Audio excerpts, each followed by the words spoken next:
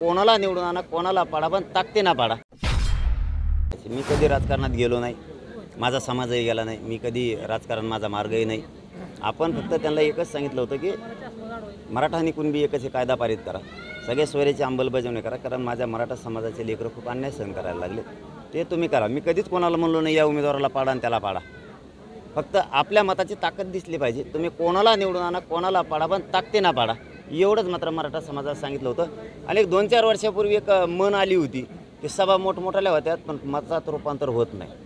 आईला म्हणलं आपलं तर होतं काय, म्हणून आम्ही बघितलं मतात मराठ्यांचं रूपांतर होतं आहे का, तर 100% होतं आहे। मराठी आता कोणाला सुधरून देणार नाहीत पुढं, आता पिढ्या रे पिढ्या। विधानसभेला काय भूमिका असेल? जर ठरलेल्या प्रमाणे जर नाही सरकारनं दिलं तर मग मात्र आम्ही विधानसभा लढवणार, पण मात्र नाही दिलं तर राजकारण आमचा मार्ग नाही, माझा नाही माझ्या समाजाचा पण नाही। आम्हाला पाहिजे आरक्षण आणि आमचं ध्येय ते आहे, राजकारण ध्येय आमचं नाही। मला किंवा माझ्या समाजाला या राजकारणात त्यांनी ढकलू नये, जसं मला आंदोलनात हलक्यात घेतलं होतं तसं राजकारणात हलक्यात घेऊ नये, नसता महाराष्ट्रात पुरा सोपला साफ करेल।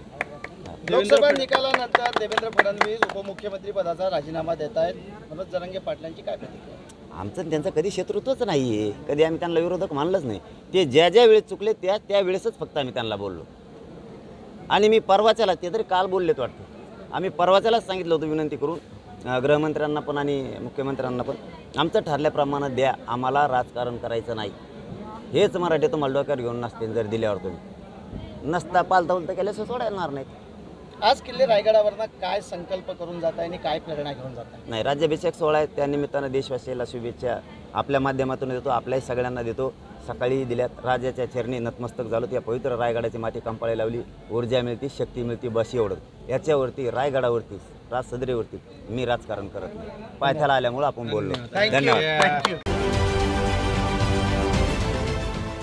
देश विदेशातील प्रत्येक घडामोडींचे लाईव्ह अपडेट मिळवण्यासाठी आता साम टीव्हीच्या सर्व सोशल मीडिया प्लॅटफॉर्मला लाईक, फॉलो आणि सबस्क्राईब करा।